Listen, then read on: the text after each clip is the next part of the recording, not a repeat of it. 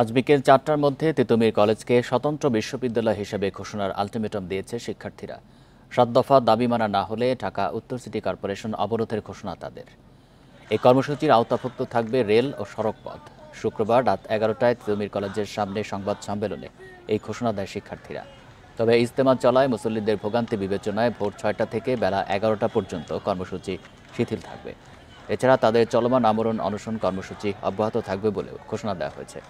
অনশনে থাকা ২ শিক্ষার্থী অসুস্থ হয়ে পড়ায় তাদের ঢাকা মেডিকেলে ভর্তি করা হয়েছে।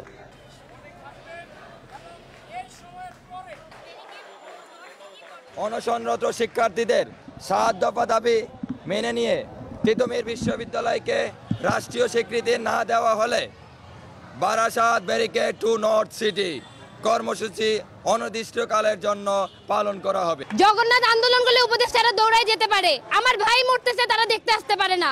শিক্ষার্থীদের স্পন্দন শক্তি সম্পর্কে তাদের ধারণা নেই, এমন অকার্যকর প্রশাসনের দায়িত্বে যারা রয়েছেন তাদেরকে ধিক্কার জানাচ্ছে সাধারণ শিক্ষার্থীরা।